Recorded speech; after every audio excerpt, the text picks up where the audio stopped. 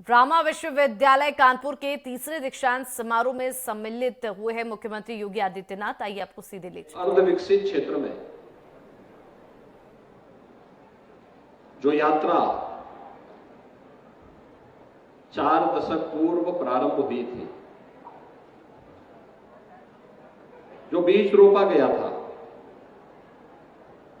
आज एक विराट वट वृक्ष बनकर के एक विश्वविद्यालय के रूप में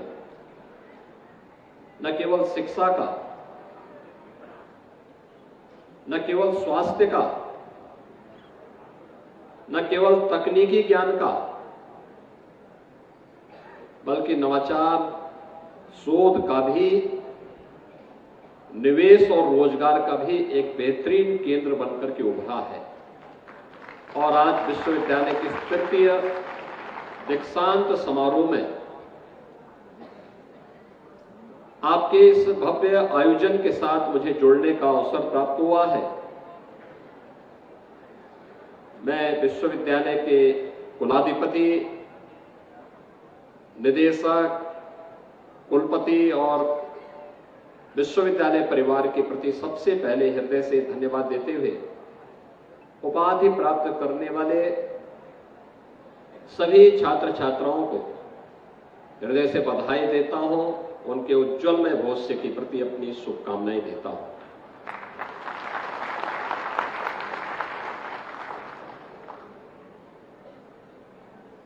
कुलाधिपति महोदय ने जब दीक्षोपदेश आप सबको दिया था, तो उन्होंने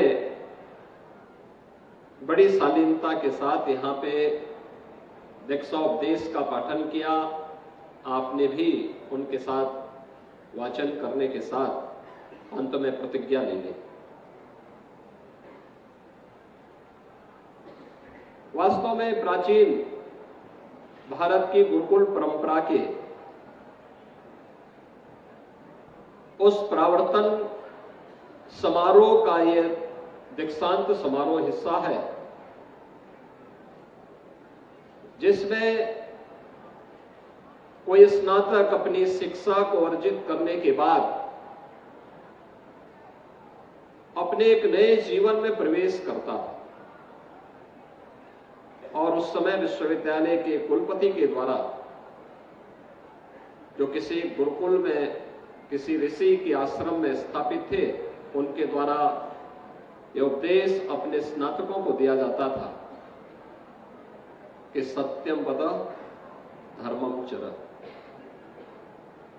यानी सत्य बोलो और धर्म का आचरण करो।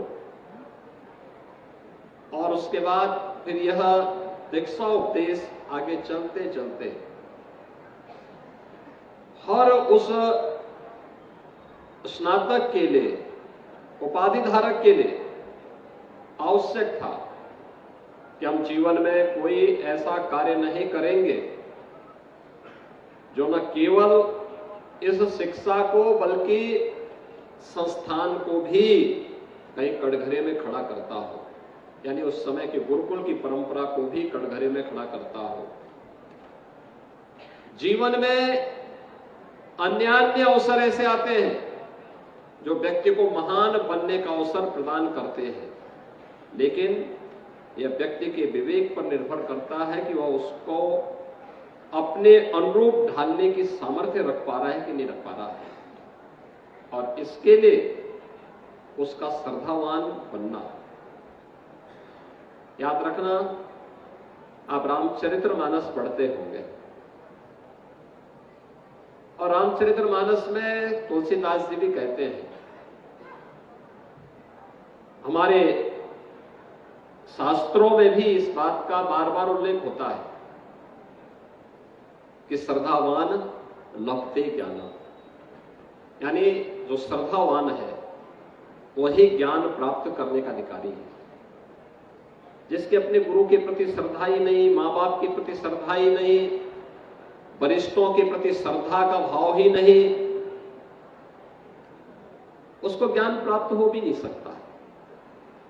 और इसीलिए भारत की परंपरा में प्राचीन काल से इस बात का कहा गया कि देश, काल और पात्रता का ध्यान रखा जाना चाहिए।